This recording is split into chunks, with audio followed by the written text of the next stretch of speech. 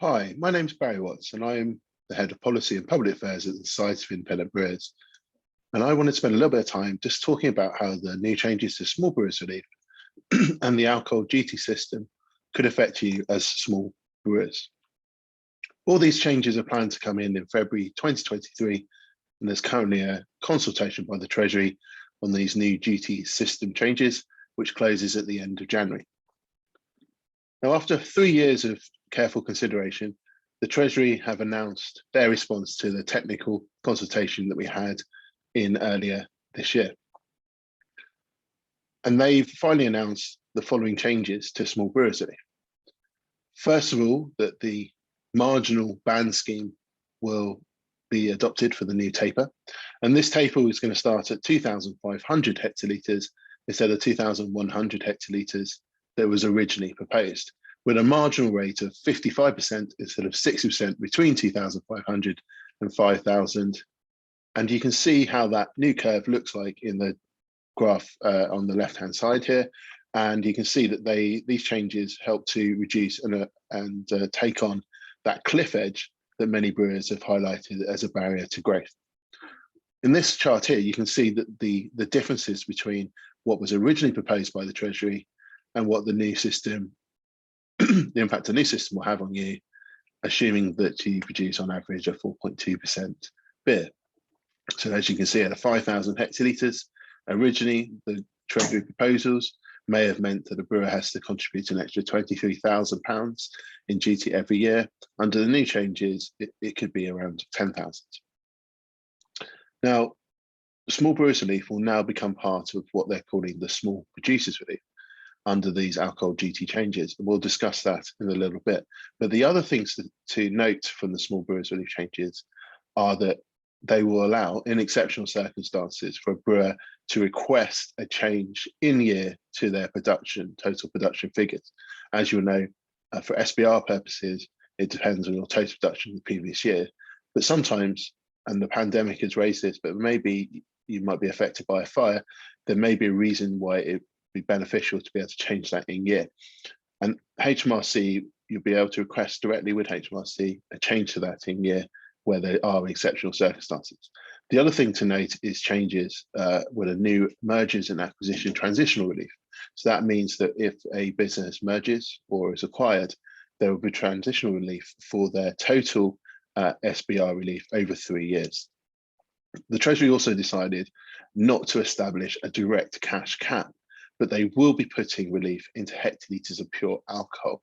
So that means that your relief would not only be determined by your total production, but also your average ABV. And we'll talk about that a little bit later on. They also decided to put SBR on a cash basis. So that means instead of a percentage basis, and it's 50% at the moment, it's going to be translated into a cash amount. So that might be £9.54 in the current rate. And they're going to uprate that depending on a mixture of evidence. So they will include the consumer price index, the retail price index, and other things to determine how that's going to be uprated.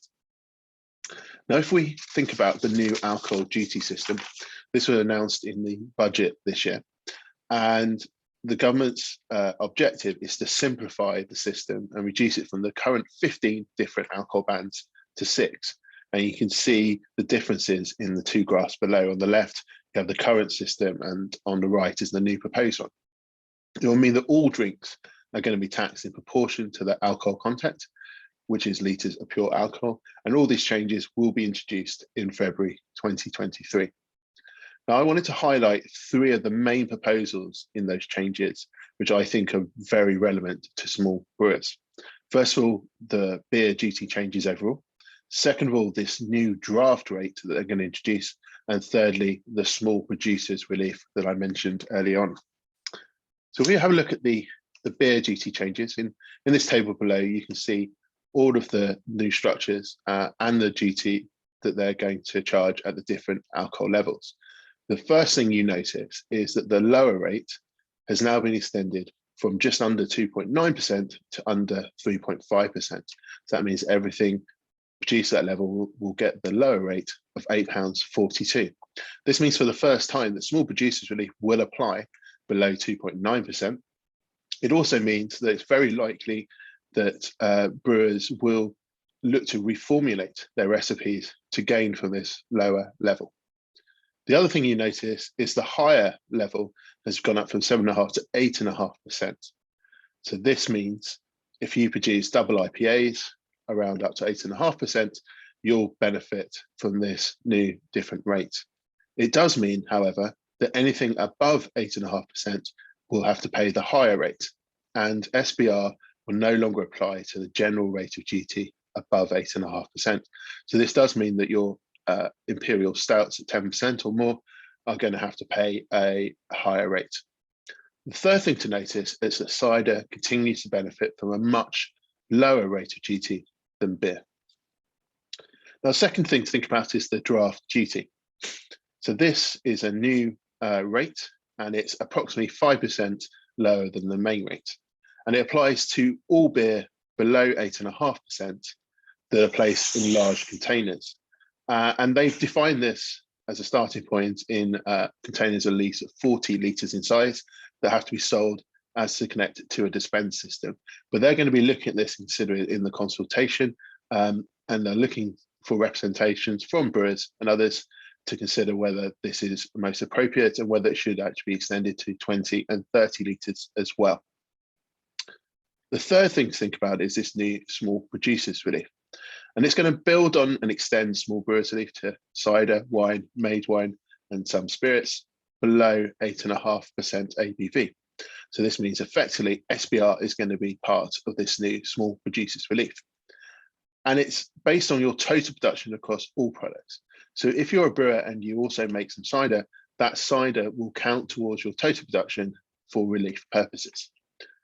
And as I mentioned earlier, the most important thing to think about is that relief will now be based on hectolitres of pure alcohol. So this means that it's not only dependent on your total production, but also your average ABV.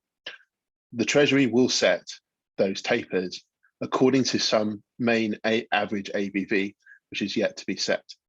So for example, if they set it at 4.2%, that 2,500 taper would begin at around 105 hectolitres of pure alcohol. But if you are a small brewer and on average you produced stronger beers, say 5.2%, it means that your taper would start at 2,000 hectolitres because you get to that 105 hectolitres of pure alcohol about that total production level instead of 2,500. The other thing to think about that is very important is that they're going to put relief on a cash basis instead of a percentage basis, and they're going to set a different cash relief maximum at those different rates. So at the lower, the main, and the draft rates, and each one will have potentially a different cash amount. So at the moment, we know that brewers receive 50% of the main rate, which is £19.8. So you receive £9, maximum £9.54 in relief, and they may set that as the cash rate for the main, but they may set a different one for the lower and the draft, and that may not be 50%. They're also changing it that beer at or below 1.2% will not count towards your total production.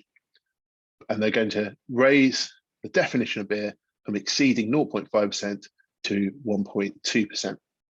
And finally, the other thing to remember is that cider continues to retain its farm gate exemption. So for the Society of Independent Brewers, there's three main issues that we're raising as part of the consultation. First of all, that it's really important that Small Breweries Relief differential continues to apply at all those different duty levels at that main, the lower, and the draft GT. We also think it's important that the Treasury moves to include 20 and 30 litre containers in the new draft relief rate.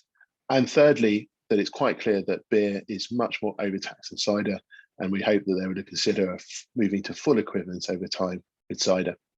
SIBA'S has produced a detailed guide to explain these changes, and you can always contact me, barry.watts@siba.co.uk, to find out more. Thank you very much for listening.